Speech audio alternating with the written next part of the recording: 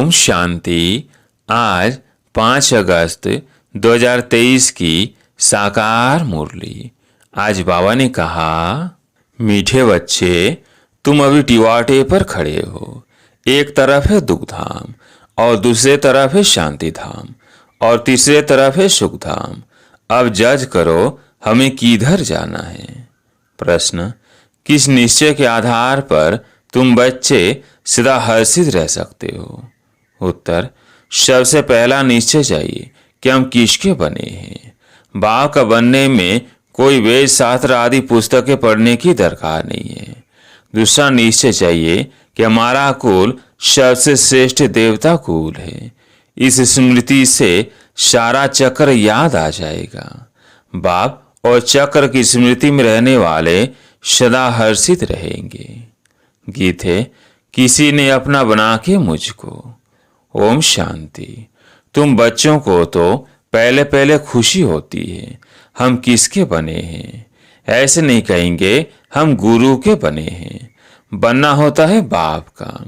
शरीर छोड़कर भी फिर बाप का बनना होता है। यहाँ भी बाप का बनना है। वेद शास्त्र आदि किसकी दरकार नहीं। बच्चा पैदा हुआ तो बाप समझते हैं मेरी मिल्कियत का यह मालिक है। संबंध की बात है। तुम बच्चे भी जानते हो हम वास्तव में पहले भी पारलौकिक बाप शिव बाबा के बच्चे हैं। पहले हम आत्मा हैं, पीछे हमको शरीर मिलता है। तुमको शरीर तो है, अब तुमको बेहद का बाप मिला है। उसने आकर अपना परिचय दिया है। तुम कहते हो बाबा हम आपके हैं और कोई संबंध नहीं। बाप के बच्चे बने हो। यह कहते हैं मैं कोई गुरु गोसाई नहीं हूँ। बोर्ड पर भी ब्रह्मा कुमार कुमारियों का नाम लिखा हुआ है तो जरूर बाप भी होगा। लिखते हो हम ब्रह्मा कुमार कुमारियां हैं। ये संबंध हुआ ना, माँ बाप का संबंध चाहिए। गाते भी है तुम माता पिता हम बालक तेरे। आत्मा को जैसे वो अविनाशी याद है। हम आपके जब बालक बनेंगे तब हम बरसा लेंगे। अभी तुम जानते हो हम माता पिता के बने हैं।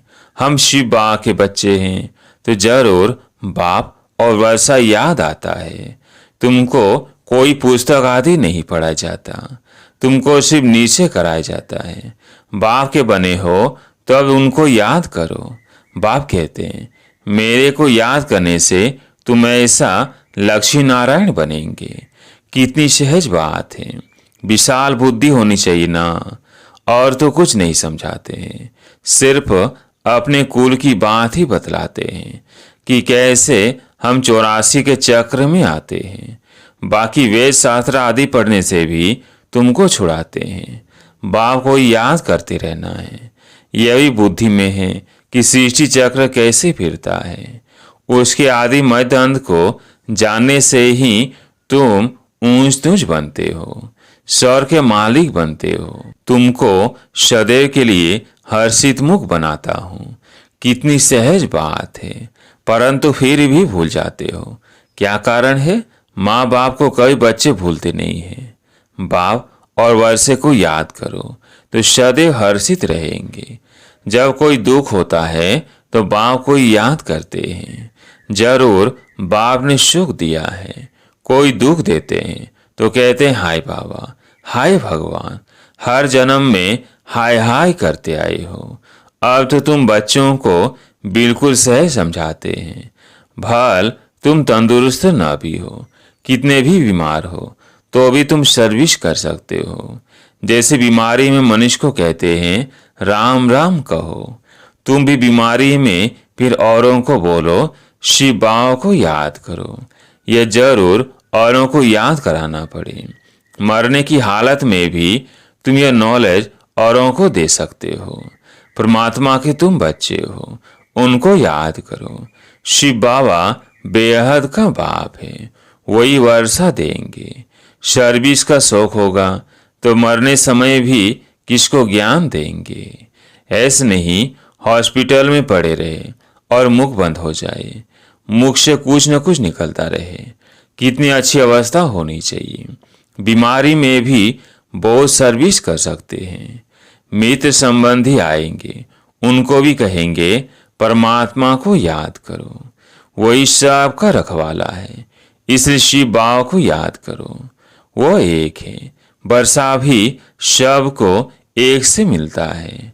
लौकिक संबंध में वर्षा मेल को मिलता है। कन्या है ही 100 ब्राह्मणों से उत्तम, पवित्र को दान दिया जाता है। तुम कन्याएं शव से पवित्र हो, इसलिए कहते हैं हम कन्या को दान देते हैं। वो बड़ा दान समझते हैं, वास्तव में वो कोई दान होता नहीं। दान तो अभी तुम करते हो, कहते हो हम अपनी कन्या शिव बाबा को देते हैं स्वर्ग की महारानी बनने के लिए। परंतु कन्या भी ऐसी अच्छी पढ़ी लिखी हो, अपने दैवी कुल की हो, जो समझाने से झट समझ जाए, सर्विसुल चाहिए। छोटे बच्चों को तो नहीं संभालना है, कोई को भी समझाना बड़ा सहज है कि शिव बाबा तुम्हारा बेहद का बाप है, चित्र सामने है। देखो ये ऐसा सतयुग का वर्षा पा रहे हैं। इन लक्ष्मी नारायण को वर्षा कहाँ से मिला, कितनी सहज बात है। इसलिए बाबा बड़े चित्र भी बनवा रहे हैं। अब यह नाटक पूरा होता है। हमने 84 जन्मों का पाठ बजाया, अब वापिस बाबा के पास जाते हैं, फिर नई दुनिया में आएंगे। हमारा बाबा नई दुनिया का रचयिता है, उसका हमको मालिक बनाते हैं। आपको भी तारीख बतलाते हैं कि बेहद बाप से सदा सुख का वर्षा तुमको कैसे मिलेगा। एक तो समझाओ मैं आत्मा हूँ, मैं आत्मा खाती हूँ, मैं आत्मा चलती हूँ। यह बड़ी अच्छी प्रैक्टिस चाहिए।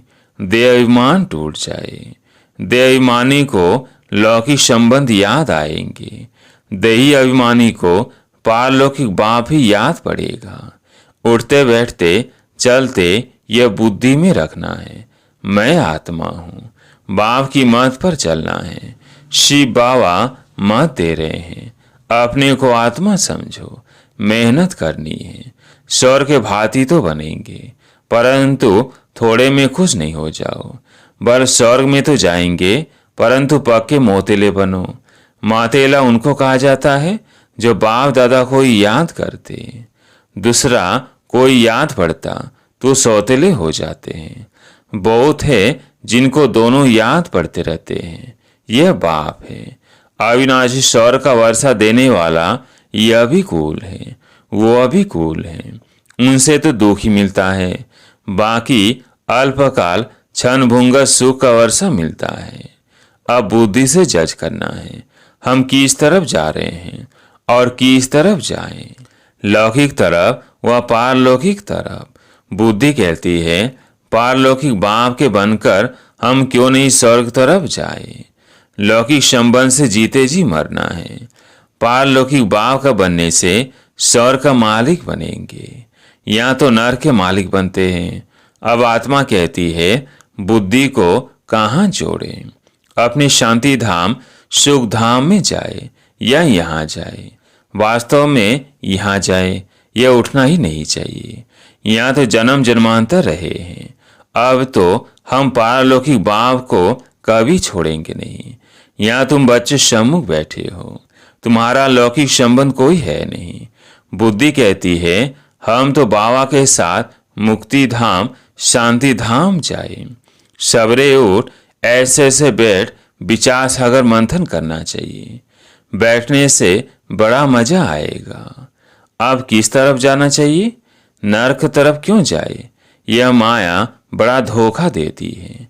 अभी तो तुम्हारे पास एम ऑब्जेक्ट है, अभी तुम किनारे पर हो।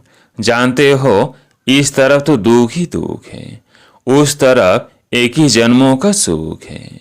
बाप कहते हैं मेरे को याद करो क्योंकि मेरे पास आना है। माया कहती है दुनिया तरफ जाओ। कहाँ जाए, रास्ता तो मिला है। एक तरफ है स्वर्ग में जाने का रास्ता, दूसरी तरफ है नरक में जाने का रास्ता। टिवाटा होता है ना, 3 गली के बीच में टिवाटा होता है। अब हम किस तरफ जाएं? एक गली है मुक्ति की, एक गली है जीवन मुक्ति की, और एक है नरक की। जैसे 3 नदियों का संगम है, 3 वाटिकाएं हैं, एक वाटिका में हम हैं। टिवाटे का मिसाल अच्छा है। अब कहाँ जाए? नर का तो विनाश होना है, यहाँ दुख बहुत है। अभी हम टिवाटे पर खड़े हैं, पीछे तो नहीं हटेंगे। दुख की गली से निकाल बाबा ने टिवाटे पर खड़ा किया है। दुख धाम की गली से तो तुम जन्म जन्मांतर पास कर आए हो। अब बुद्धि कहती है मुक्ति, जीवन मुक्ति तरफ जाए। मुक्ति धाम में तो सदैव के लिए बैठना नहीं है। ऐसे नहीं हम पाठ से छूट जाए, आए ही नहीं। पाठ से छूटना नहीं हो सकता। ड्रामानुसार आएंगे जरूर, तो फिर मच्छरों सदृश मरेंगे। इतना दुख देखा है तो फिर इतना सुख भी देखना चाहिए। ड्रामा में बाबा ने वजन ठीक रखा है। जिनका पाठ ही थोड़ा है, ये 1-2 जन्म लिए, ये गए। अभी तो टिवाटे पर खड़े हो। वो शांति धाम, वो सुख धाम। अगर शांति धाम जाना चाहते हो तो शांति धाम को याद करते रहो। मुक्ति को तो याद करना पड़े ना। पिछाड़ी वालों को मुक्ति धाम में जाते रहने कारण मुक्ति धाम ही जास्ती याद पड़ेगा। तुमको जीवन मुक्ति धाम याद पड़ता है। स्वर्ग में हम जल्दी जाए, वो चाहते हैं हम मुक्ति में रहे। अच्छा, बाप को याद करते रहो, इसमें भी कल्याण है। निर्वाण धाम में रहना चाहते, सुख धाम नहीं आना चाहते, तो इससे समझ जाएंगे इनका पाठ नहीं दिखता है। तुम तो सुख धाम जाने वाले टिवाटे पर खड़े हो, पुरुषार्थ करते हो। मनुष्यों को तुम्हारा सच्चा योग पसंद आएगा। अच्छा, बाप को याद करते रहो। चक्र को भी याद करने की दरकार नहीं। यह ज्ञान सब धर्मों वालों के लिए है। समझते हैं ड्रामानुसार जिन्होंने जितना लिया है वही आकर अपना पद ले लेंगे। मुक्ति धाम जाना चाहते हैं तो बाप को याद करो। अगर चाहो हम सदैव सुखी रहे तो वहाँ सतयुग में शांति भी है, सुख भी है। जो जिस तरफ का होगा उनको वर्षा लेना है। शर का मुक्ति जीवन मुक्ति दाता तो बाप है ना। 1-2 जन्म लेने होंगे तो इसमें ही सुख भी देखेंगे, दुख भी देखेंगे। जैसे मच्छर आया और गया, वो कोई अमूल्य जीवन नहीं कहेंगे। तुम तो सदैव हर्षित रहने वाले हो। तुम लाइट हाउस हो, खड़े हो, दोनों रास्ता दिखा सकते हो। चाहे मुक्ति धाम चलो, चाहे मुक्ति जीवन मुक्ति, दोनों को याद करो।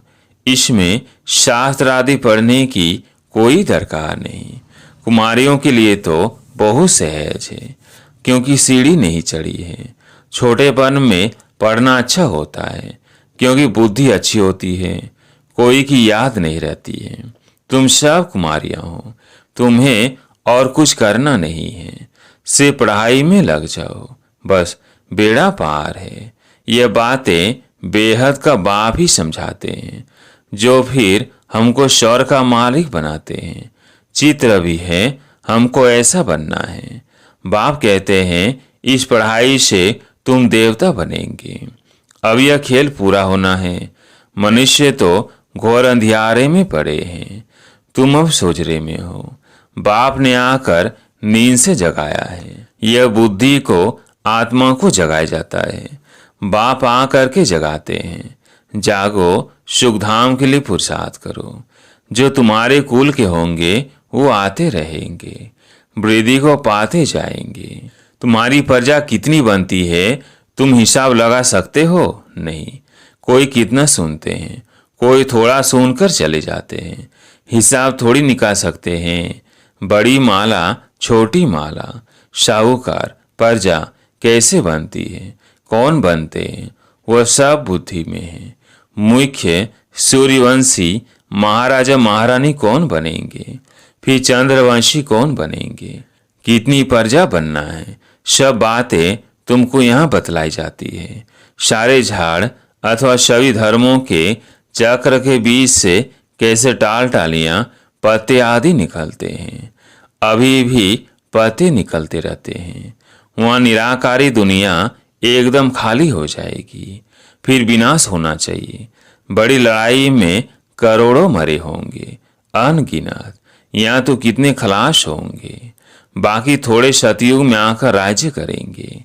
अभी तो कितने मनुष्य हैं, अन्न ही इतना नहीं। तुम बच्चे जानते हो, बाबा आते ही ये संगम पर। बाप समझाते हैं, बच्चे शरीर निर्वाह अर्थ कर्म तो करना ही है। हर बात में राय पूछते जाओ, हर एक का हिसाब किताब अपना अपना है। श्रीमत अविनाशी सर्जन से लेते जाओ, सबको अपनी अपनी दवाई बताएंगे। समझाया जाता है यह दुनिया खलास हुई पड़ी है, अब बाप को याद करो तो बेड़ा पार हो जाएगा। बाप आई है नर का विनाश कर स्वर्ग की स्थापना करने। हम आपको भी राय देते हैं, श्री श्री से मिली हुई श्रीमत हम आपको भी देते हैं। बाप कहते हैं मुझे याद करो तो तुम स्वर्ग के मालिक बनेंगे। अच्छा, मीठे मीठे सिकिलधे बच्चों प्रति माता पिता बाप दादा का याद प्यार और गुड मॉर्निंग। रूहानी बाप की रूहानी बच्चों को नमस्ते। हम रूहानी बच्चों की रूहानी बाप दादा को याद प्यार गुड मॉर्निंग नमस्ते नमस्ते। धारणा के लिए मुख्य सार। पहला पॉइंट है, सर्विस का शौक रखना है। बीमारी में भी बाप की याद में रहना है और दूसरों को भी याद दिलाना है। मोक्ष से ज्ञान दान करते रहना है। दूसरा पॉइंट है, पक्का मौतेला बनना है, अर्थात एक बाप की याद में रहना है। सवेरे सवेरे उठ विचार सागर मंथन करना है, दूसरा कोई भी याद न आए। वरदान, अपनी शुभ और शक्तिशाली भावनाओं द्वारा विश्व परिवर्तन करने वाले विश्व कल्याणकारी भव। अपनी शुभ और शक्तिशाली भावनाओं द्वारा विश्व परिवर्तन करने वाले विश्व कल्याणकारी भव। आप बच्चों के मन में सदा यही शुभ भावना है कि सर्व का कल्याण हो, हर आत्मा अनेक जन्म सुखी हो जाए, प्राप्तियों से संपन्न हो जाए। आपको इस शुभ और शक्तिशाली भावना का फल विश्व की आत्माओं को परिवर्तन कर रहा है। आगे चल प्रकृति सहित परिवर्तन हो जाएगा, क्योंकि आप संगम युगी श्रेष्ठ आत्माओं को ड्रामानुसार प्रत्यक्ष फल प्राप्त होने का वरदान है। इसलिए जो भी आत्माएं आपके संबंध संपर्क में आती हैं, वह उसी समय शांति व सने के फल की अनुभूति करती है। स्लोगन, त्रिकालदर्शी स्थिति में स्थित रहकर निर्णय करो तो हर कर्म में सफलता प्राप्त होगी। त्रिकालदर्शी स्थिति में स्थिर रहकर निर्णय करो तो हर कर्म में सफलता प्राप्त होगी। अच्छा, ओम शांति।